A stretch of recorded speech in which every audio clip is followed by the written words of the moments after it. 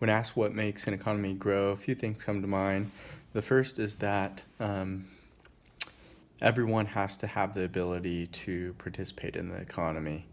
This means that we need people of all classes and all backgrounds to be able to elevate their ideas and through their talents be able to succeed. That means that we need strong schools and workforce systems that get people into good jobs.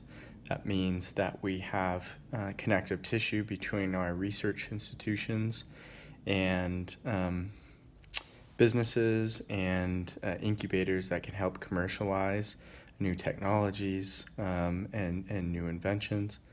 And it also means that the workplace itself is also representative of the population. In other words, that there is equity in the workplace and true diversity and inclusion, so that all ideas and the best ideas do rise to the top and can move individual firms as well as industries and the economy more generally forward.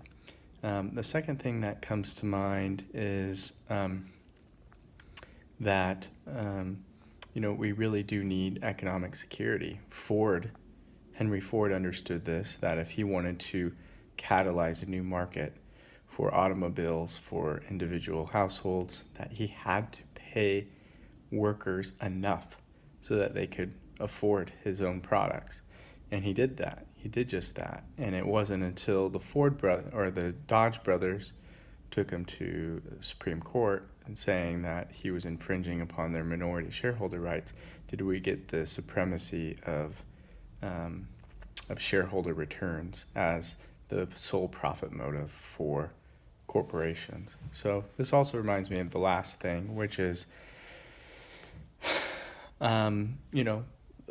there is no such thing as free market or regulated market, really. The market exists because of the rules and norms that we've put in place. We've got anti-monopoly rules, for instance, to make sure that not a single firm controls a market and can adjust prices at will or influence prices at will.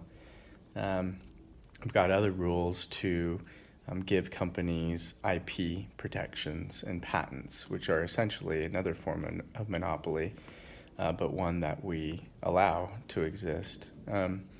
And what's more is we have, personhood of corporations and allow them, therefore, to also fund our politics. And, like many others, I'm concerned that this is having deleterious effects not only on our economy, but also on society writ large. And so, this last point is really about deciding on the structures and systems and rules and norms in place that govern the marketplace in the first place. And so those three things are things that come to mind in terms of what makes an economy grow.